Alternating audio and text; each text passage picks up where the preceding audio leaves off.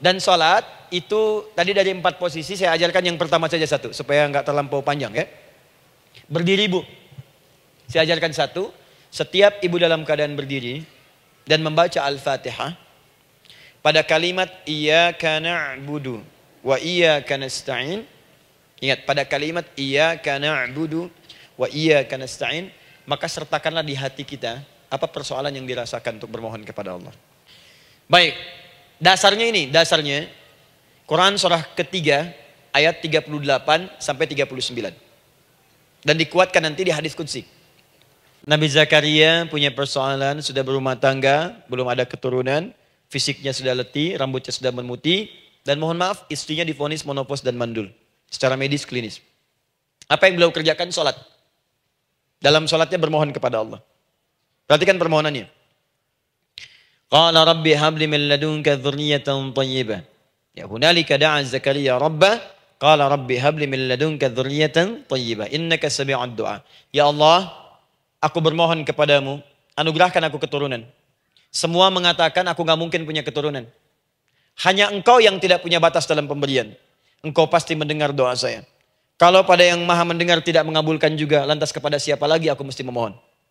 Doa ini dipanjatkan oleh beliau dalam keadaan sholat. Sedang berdiri dalam sholatnya. Jadi ibu maaf ya, tolong jangan salah berpikir. Semua nabi dan rasul, orang soleh sebelumnya itu sholat. Cuma kita lebih sempurna gerakan dan jumlahnya. Sempurna. Orang dulu sholat. Nabi Musa sholat. Quran surah 20 ayat 14. Nabi Isa sholat. Quran surah 19 ayat 31 sampai 33. Nabi Ismail sholat. Quran surah 19 ayat ke-55. Semua sholat. Sholat. Nabi Zakaria saat punya masalah, sholat. Dalam berdirinya minta dalam sholatnya. Dari mana Ustadz tahunya beliau minta dalam berdiri dalam sholat? Ayat 39-nya baca. Quran surah ketiga ayat 39. Fanadatul malaika, maka doanya itu dijawab oleh Allah. Datang malaikat menyampaikan jawaban. Wa huwa qaimun yusalli fil mihrab. Sedangkan beliau masih berdiri dalam sholatnya di mihrab. Masih berdiri dalam sholat. Sholat. Di dalam sholat itu minta. Makanya semua bacaan salat itu permintaan isinya dan dikabulkan oleh Allah. Anallaha yubashshiruka bi Yahya.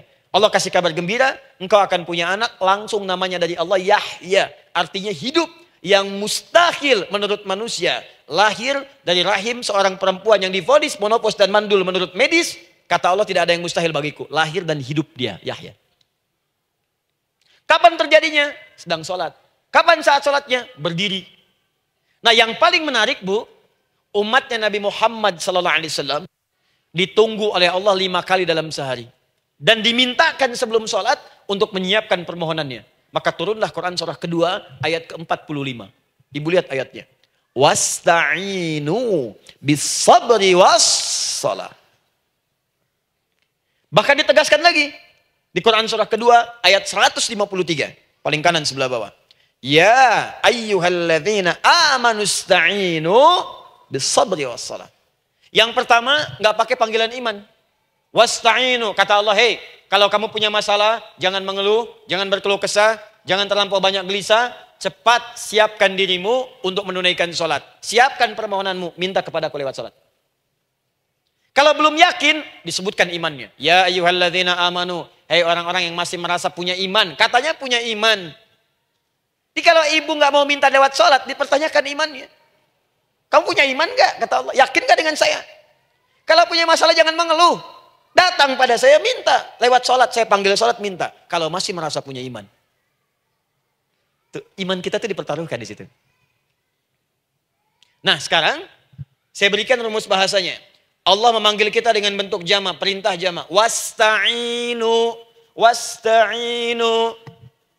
Itu bentuk perintah. Wasta'inu, bentuk perintah.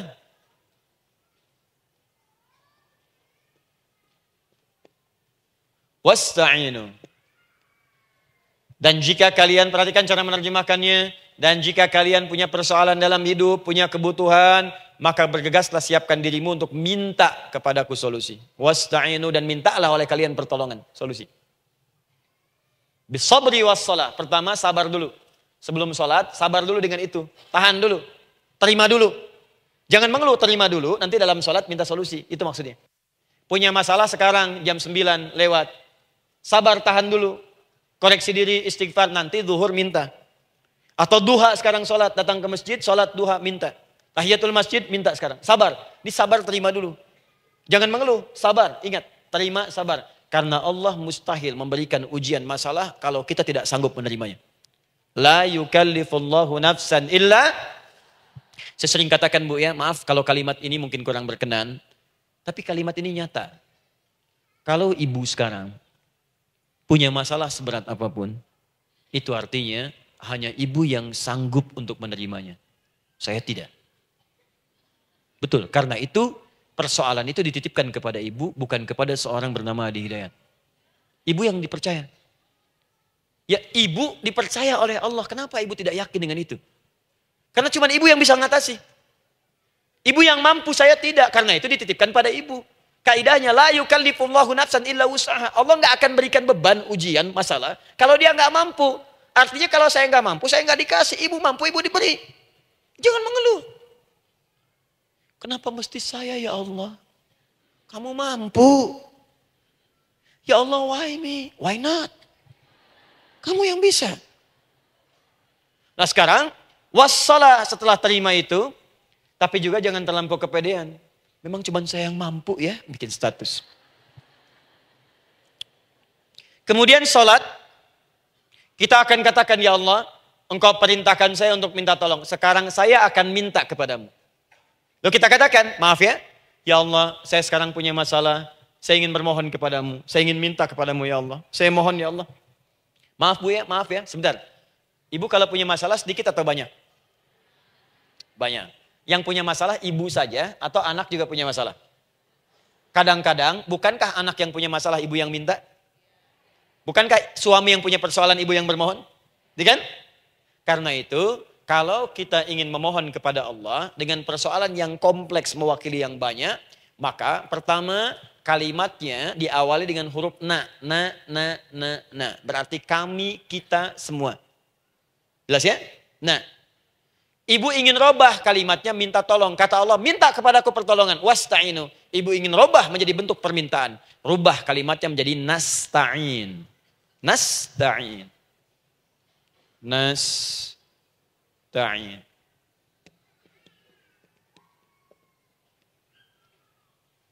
Wasta'inu nasta'in. Minta kepada siapa tadi?